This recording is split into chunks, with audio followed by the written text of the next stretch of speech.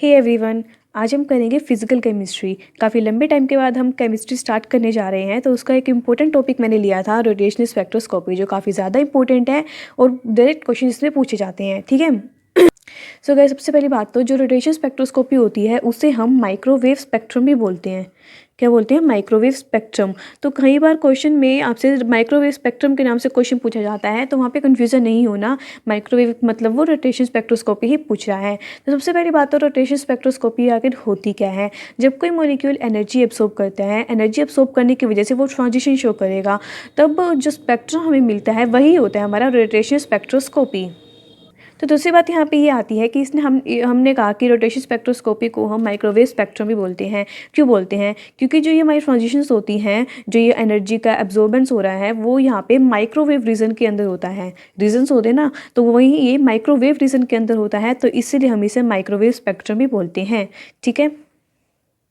अगली बात ये आती है कि जो रोटेशन स्पेक्ट्रम होता है, फिर रोटेशन स्पेक्ट्रोस्कोपी होती है, उससे कौन कौन से मॉलिक्यूल शो करते हैं, मतलब कौन कौन से मॉलिक्यूल्स जो है रोटेशन स्पेक्ट्रोस्कोपी को शो करेंगे। तो ऐसे मॉलिक्यूल्स जिनके पास परमानेंट डाइपोल मोमेंट होता है। परमानेंट डाइपोल मोमेंट का मतलब जिसका डाइपोल मोमेंट ज़ीरो ना हो, कुछ ना कुछ डाइपोल मोमेंट हो, तो वो रोटेशन स्पेक्ट्रोस्कोपी शो करेंगे। जैसे कि हमारा H2O, NH3 आई थिंक है ना, हाँ NH3 भी होता है, एंड HCl। तो ये हमारे डाइपोल मोमेंट शो करते हैं, तो यही रोटेशन स्पेक्ट्रोस्कोपी शो करेंगे। अदरवाइज जिनका डाइपोल मोमेंट ज़ीरो होता है वो हमारे रोटेशनल स्पेक्ट्रोस्कोपी शो नहीं करते। ठीक है, ये बात हमें माइंड में रखनी है। इसी से हमारे आगे सारे क्वेश्चन सोल्व होते हैं। ठीक है। इसका एग्जांपल, जैसे कि सबसे इजी एग्जांपल H2CO2 सबसे बेस्ट एग्जांपल देखा जाता है, आपको पता ही होगा।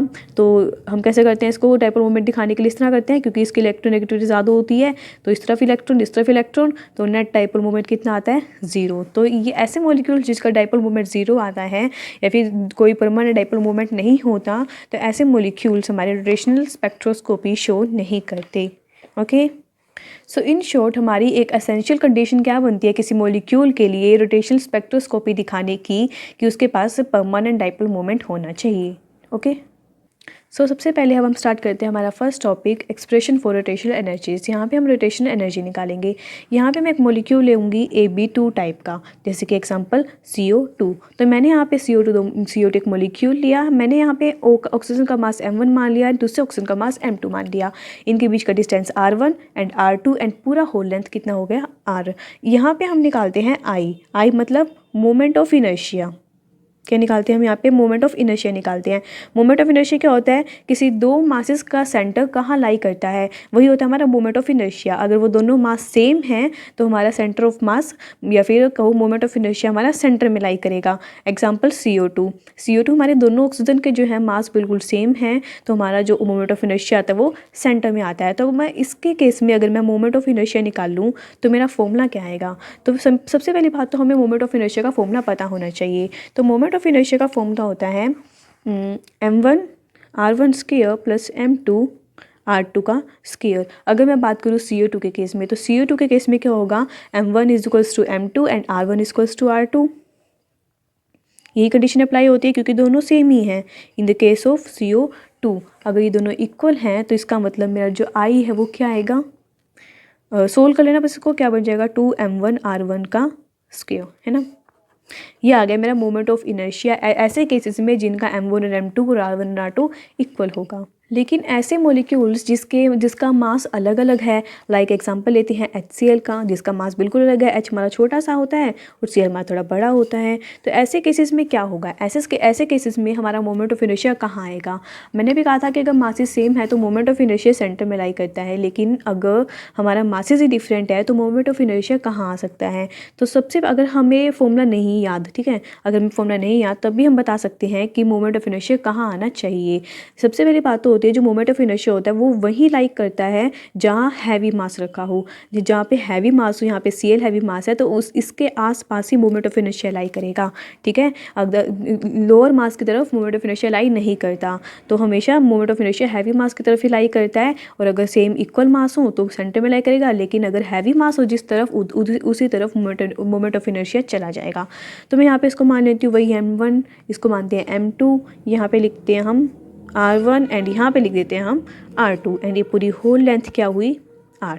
ओके, अब यहाँ पे मोमेंट ऑफ इनर्शिया निकालना है हमें, तो यहाँ पे निकालने की कोई ज़रूरत नहीं है। हाँ, एक आपकी बुक में एक अच्छा सा एक्सप्रेशन दिया होगा, सिर्फ वैल्यू पुट की गई है एक दूसरे की और कुछ नहीं है। उन्होंने क्या किया है, m1 r1 is equals to m2 r2 को इक्वल रख दिया और बस m1 r1 का स्क्वायर प्लस m2 r2 का स्क्वायर जो वैल्यू है, फॉर्मूला है, इसके अंदर ये वाली वैल्यू पुट कर दी। क्यों? क्योंकि ये बिल्कुल कंफर्म बात है, बिल्कुल फैक्ट है ये कि m1 r1 equals to m2 r2 ही रहेगा, क्योंकि हमने अभी कहा कि मोमेंट ऑफ इनर्शिया हमने मान लिया कि यही लाई करेगा, हैवी मास की तरफ ही लाई करेगा। तो ये दोनों का प्रोडक्ट आता है वो सेम आता है, ठीक है।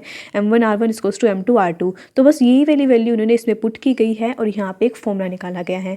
डायरेक्ट फॉर्मूला बताती हूँ, I equals to mu r square. R लिखा है मैंने, ध्यान से देखना, आर लिखा ना कि r1 r2, where r equals to r1 plus r2। तो यहाँ पे हमारा म्यू है क्या, म्यू का आप अच्छे से जानते हो, which is called reduced mass. And reduced mass सुनते ही आपके दिमाग में एक फॉर्मूला आ जाता है, mu is equals to m1 m2 upon में m1 plus m2। I think आपको याद आ चुका होगा कि ऐसा एक फॉर्मूला हम पढ़ते थे। और ये निकलता कैसे है, 1/μ equals to 1/m1 plus 1/m2 होता है। और यहाँ पे जब म्यू सोल्व करेंगे तो हमारा m1 m2 अपॉन में m1 प्लस m2 बनेगा। वही तो मेरा I क्या बन जाएगा, m1 m2 अपॉन में m1 प्लस m2 इंटू में r का स्क्वायर। ये हो गया मेरा moment of inertia in the case of HCl। ठीक है, तो यहाँ तक बात हमें क्लियर होती है। इसके बाद हमने अभी एक्सप्रेशन लिखा था कि रोटेशनल एनर्जी निकालने, लेकिन अभी तक हमने एनर्जी निकाली ही नहीं, तो अब हम एनर्जी निकालेंगे। एनर्जी निकालने के लिए सबसे पहले तो हमें एक नॉर्मल सा फॉर्मूला पता होना चाहिए, हाफ आई ओमेगा स्क्वायर। इसे भी आप अच्छे से पहचानते हो, हाफ आई ओमेगा स्क्वायर को। सो यहाँ पे हमारा ओमेगा क्या है, ओमेगा है हमारा एंगुलर वेलोसिटी। तो यहाँ पे मैं क्या करती हूँ, आई ओमेगा स्क्वायर इंटू आई से मल्टीप्लाई और आई से ही डिवाइड कर देती हूँ।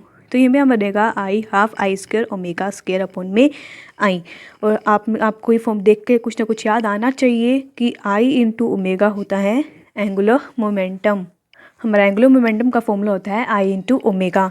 तो मैं यहाँ पे इसे एल से रिप्लेस कर दूँगी, तो ई मेरा क्या आ जाएगा, हाफ एल अपॉन में आई। ठीक है, सॉरी एल स्क्वायर, क्योंकि एल ओमेगा है ना, तो एल इसको टू आई ओमेगा, तो आई स्क्वायर ओमेगा स्क्वायर इसको एल स्क्वायर। और हमें यहाँ पे फॉर्मूला याद करना पड़ेगा कि जो हमारा एल होता है, अगर हम जे के केस में, जे के टर्म में अगर हम इसका फॉर्मूला डिफाइन करें तो L equals to under the root j into J plus 1 h into h upon में 2 पाई होता है। तो यहाँ पे जे क्या होता है, जे यहाँ पे होता है रोटेशनल क्वांटम नंबर। ये बात हमें पता होनी चाहिए, फॉर्मूला हमें याद करना पड़ेगा। Rotational quantum number, rotational quantum number होता है हमारा एल, सॉरी जे। ओके, तो अब मैं क्या करती हूँ, यहाँ पे जो एल की मेरी वैल्यू आई है उससे मैं ई में पुट करूँगी। हमारा एल स्क्वायर था, तो एल स्क्वायर क्या बनेगा, एच स्क्वायर अपॉन में इकट्ठा लिख देती हूँ मैं, ठीक है, सारा सोल्व करके, इंटू में अपॉन में आई जे इंटू में जे प्लस 1। ठीक है, मैंने सारा सोल्व कर दिया।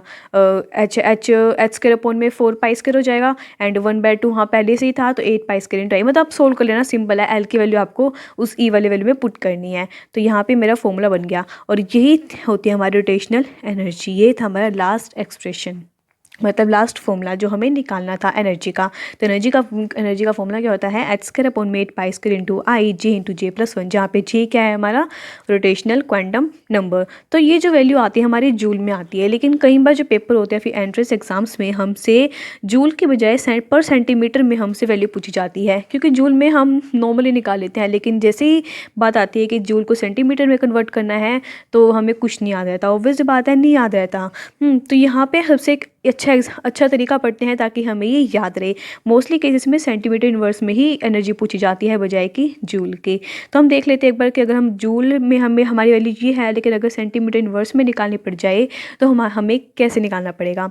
सबसे पहली बात तो जो जूल होता है, अगर मैं जूल को HC से डिवाइड कर दूँ तो मेरा सेंटीमीटर इन्वर्स बन जाएगा। कैसे, जूल तो जूल ही रहेगी और एच क्या होती है, प्लैंक्स कांस्टेंट, जिसकी यूनिट क्या होती है, जूल सेकंड होती है ना, तो जूल सेकंड। और हमारी सी क्या है, वेलोसिटी की क्या होती है, सेंटीमीटर पर सेकंड। तो सेकंड से सेकंड कैंसिल, जे से जे कैंसिल। ऑब्वियसली बिल्कुल आसान तरीके से क्या निकल गया, हमारा सेंटीमीटर इन्वर्स निकल गया। तो इससे हमें एक चीज़ पता चल गई कि अगर मैं ई के, हमारी जो एनर्जी है ई, अगर मैं उसके नीचे एच से डिवाइड कर दूँ तो मेरा जो जूल में आंसर आया वो मेरा सेंटीमीटर इन्वर्स में बन जाएगा। अगर मैं यहाँ एच से डिवाइड कर रही हूँ तो मुझे वहाँ भी एच से डिवाइड करना पड़ेगा। 8 स्क्वायर 8 पाई स्क्वायर आई जे इंटू जे प्लस 1, और मैं मल्टीप्लाई कर देती हूँ, इस डिवाइड कर देती हूँ एच अपॉन सी से, तो मेरा एच से एच कैंसिल, तो मेरी ई की वैल्यू आ गई, ई डैश लिख लेते हैं, ठीक है। ई डैश मतलब जो सेंटीमीटर इनवर्स में है, तो ई की मेरी वैल्यू आ गई एच अपॉन में 8 पाई स्क्वायर आई इंटू सी जे इंटू जे प्लस 1। सबसे इंपॉर्टेंट रिलेशन आया है ये, अगर हमें सेंटीमीटर इनवर्स में निकालनी है, लेकिन अगर हमें ये जूल में निकालनी है तो हमारा ये फॉर्मूला ये इंपॉर्टेंट होता है, ठीक है। सो यहाँ पे इतनी बड़ी स्टेटमेंट हो गई है, तो इतनी बड़ी स्टेटमेंट को लिखने के बजाय यहाँ पे एक हम शॉर्ट टर्म यूज़ करते हैं। शॉर्ट टर्म क्या, जो मैंने अभी यहाँ पे लिखा है इसका एच स्क्वायर अपॉन में 8 पाई इंटू आई, तो जो ये वाली वैल्यू है ना हमारी, ये वाली, इसको हम बी लिख देते हैं। बी क्या है, बी है हमारा रोटेशनल कांस्टेंट। जो भी कोई टॉपिक पढ़ते हैं तो उसके अंदर हम उसका कांस्टेंट जरूर पढ़ते हैं, तो बस ऐसे याद रखना। तो हमारे यहाँ पे इससे इतने बड़ी टर्म को हमने रिप्लेस कर दिया बी से, जहाँ पे बी क्या है हमारा रोटेशनल कांस्टेंट। तो सेम इन दिस केस जिसमें सेंटीमीटर इनवर्स में निकाली है, तो इसमें ये वाली वैल्यू जो बनती है ये हमारी क्या हो जाती है, बी, ठीक है। ये भी हमारा क्या रोटेशनल कांस्टेंट, तो कन्फ्यूज़न होने की ज़रूरत नहीं है। अगर हमसे आंसर जूल में पूछा जाए तो हम यहाँ पे बी की वैल्यू इस तरह से लिखेंगे, और अगर हमसे सेंटीमीटर इनवर्स से पूछा जाए तो हमारी बी की वैल्यू ये बन जाती है। ओके, तो मतलब मैं लिख देती हूँ एक बारी कि हमारा बी की वैल्यू जो आई एच अपॉन में 8 पाई स्क्वायर आई इंटू सी होती है, अगर मैं सेंटीमीटर इनवर्स से बात कर रही हूँ। लेकिन अगर हम जूल में बात कर रहे हैं तो हमारी वैल्यू होती है 8 h square 8 pi square into I equals to किसमें, जूल में। तो मेरी ई की वैल्यू क्या बन गई, ई की वैल्यू मेरी बन गई बी जे इंटू जे प्लस 1। सबसे बेस्ट और सबसे ज़्यादा पूछा जाने वाला हमारा टॉपिक यही है। और अगर मैं सेंटीमीटर इनवर्स डैश लगा देती हूँ, अगर मैं सेंटीमीटर इनवर्स से बोल रही हूँ तो फॉर्मूला तो यही रहने वाला है ना, फॉर्मूला तो यही है, सिर्फ यहाँ पे एक है हमारी सेंटीमीटर इनवर्स में और एक है हमारी जूल में।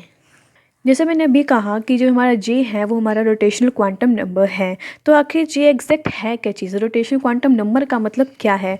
हम अभी बात कर रहे थे कि अगर जो मॉलिक्यूल है एनर्जी एब्सॉर्ब करता है तो वो ट्रांजिशन शो करेगा, मतलब लेवल्स उसके चेंज हो जाएंगे।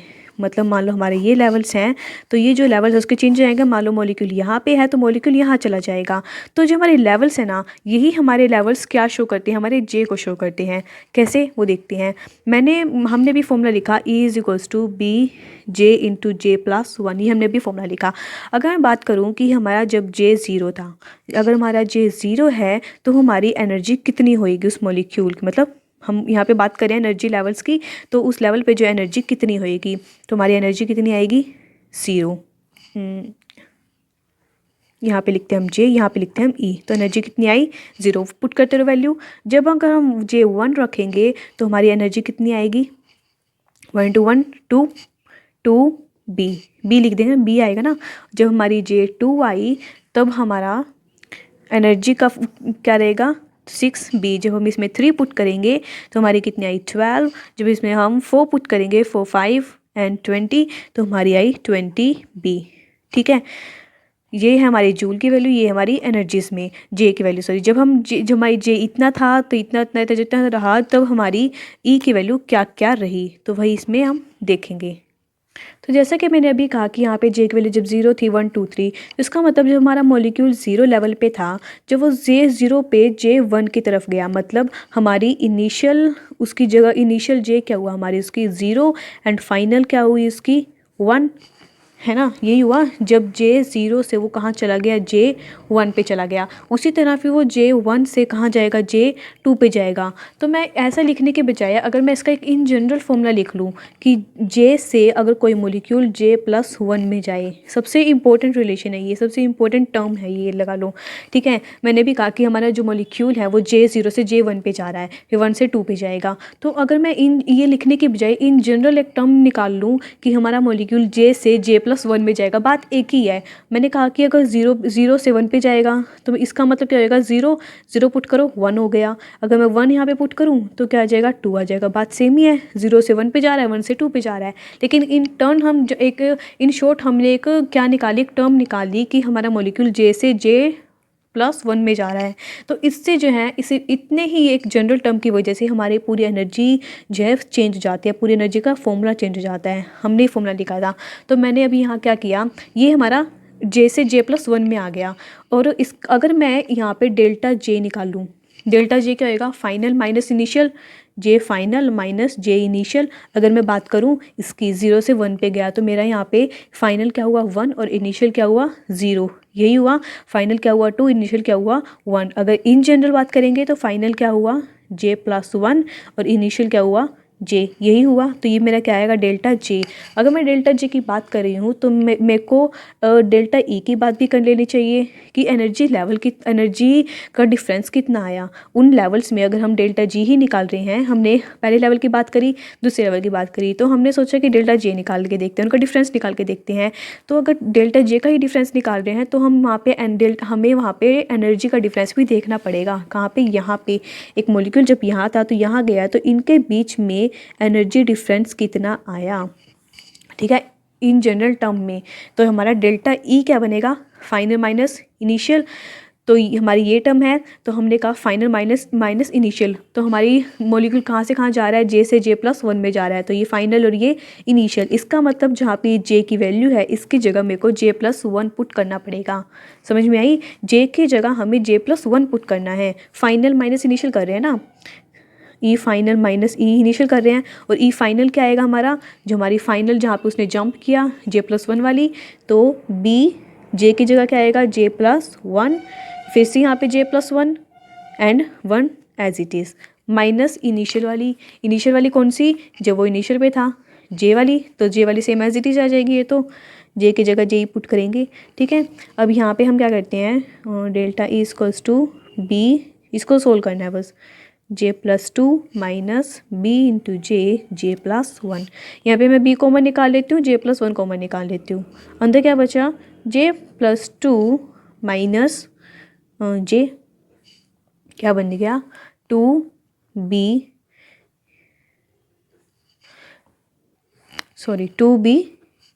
Into J+1। ये हो गया हमारा एनर्जी डिफरेंस दो लेवल्स के बीच में। दो लेवल्स के बीच में हमारा एनर्जी डिफरेंस का फॉर्मूला ही आएगा। अदरवाइज अगर सिंपल एनर्जी पूछी जाए तो हमारा फॉर्मूला क्या रहेगा, ये वाला। लेकिन अगर क्वेश्चन में पूछा जाए कि एनर्जी डिफरेंस बताओ, तो हमें ये वाला फॉर्मूला लगाना है। ओके, अब यहाँ पे एक और कन्फ्यूज़न आती है, शायद आपके दिमाग में भी आ रही होगी, कि अगर क्वेश्चन पूछा जाए कि हमारा मॉलिक्यूल मान लो 1 से 2 पे गया, लेट हमारा मॉलिक्यूल 1 से 2 पे चला गया, 1 लेवल से 2 लेवल पे चला गया, मतलब J1 से किस पे चला गया, J2 पे चला गया। तो हम यहाँ पे तो हमारा एक ही J है, तो यहाँ पे हम क्या पुट करेंगे, तो हमेशा याद रखना कि जो ये वाला J है, यहाँ पे हम हमेशा लोअर लेवल वाली वैल्यू ही पुट करते हैं, मतलब यहाँ पे हम 1 पुट करेंगे। ओके, ये बात सबसे इम्पोर्टेंट है, यहाँ पे आती है, कई बार हमें कन्फ्यूज़न हो जाती है कि J तो एक ही है और हमें क्वेश्चन में दिया गया है कि हमारा मॉलिक्यूल J1 से J2 पे जंप कर रहा है या फिर J2 से J3 पे जंप कर रहा है, इनिशियल फाइनल। तो यहाँ पे हमें हमेशा याद रखना है कि जो J की वैल्यू आएगी ये इनिशियल वाली आएगी, ठीक है। क्या आएगी, मैं अच्छे से लिख देती हूँ, 2b J+1 डेल्टा ई, ठीक है। तो ये जो हमारी J की एक ही वैल्यू है और यहाँ पे हमारी सिर्फ और सिर्फ इनिशियल लेवल वाली ही टर्म आएगी जो हमारी इनिशियल पे दी होएगी, ठीक है। दूसरी वाली हमारे यहाँ पे कोई मायने नहीं रखेगी। ओके, ये बात हमें याद रखनी है। मैंने भी पीछे एक ग्राफ सा स्पेक्ट्रम बनाया था, ग्राफ नहीं स्पेक्ट्रम बनाया था, उसको हम दोबारा से बनाते हैं, ठीक है। ये हमारे थे लेवल्स, मान लो मैंने यहाँ पे लिख दिया J, ये पे लिख दिया मैंने एनर्जी लिख दिया। जब मेरा J 0 था तो मेरी एनर्जी कितनी आई थी 0b। जब मेरा J2 था तो मेरी एनर्जी कितनी आई थी, 1 थी, तो मेरी एनर्जी आई 2b। जब J2 हुआ तो मेरी एनर्जी आई 6b एंड 3 में आती है 12 एंड 4 जब J पुट किया तो हमारी एनर्जी आई 20b। अब यहाँ पे एक बात नोट करो, यहाँ पे हमें इन दोनों के बीच का इन दोनों के बीच का डिफरेंस कितना है, इन दोनों के बीच का एनर्जी डिफरेंस कितना है 2, ऑब्वियस है, बिल्कुल साफ दिख रहा है 2b।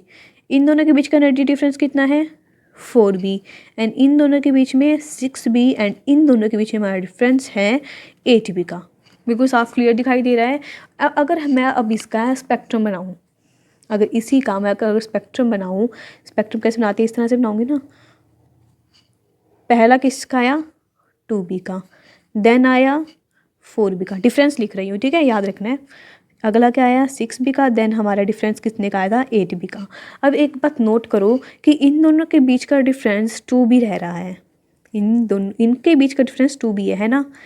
यहाँ पे हमने जब एनर्जी लेवल्स की बात की थी तो एनर्जी लेवल्स की जब हम इसका स्पेक्ट्रम बना रहे थे तो इस स्पेक्ट्रम में हमारा energy difference 2B 4B 6B 8B था, कंटिन्यूसली इंक्रीज हो रहा था। लेकिन अगर मैं इसका जो स्पेक्ट्रा ड्रॉ किया मैंने 2B 4B 6B 8B, तो इनके बीच का डिफरेंस 2B रह रहा था, मतलब सेम। अगर मैं ऊपर चलती जाऊँगी और मुझे नहीं पता कि यहाँ पे एनर्जी कितनी है तो मैं सिर्फ इसको 2 करके बढ़ाती जाऊँगी तो मेरे को एनर्जी भी मिल जाएगी और जे भी मिल जाएगा बिल्कुल अल्टीमेटली, क्योंकि हमें पता है कि ये जो वैल्यू है वो 2B करके इंक्रीज़ हो रही है, इनके बीच का डिफरेंस 2B ही रहेगा।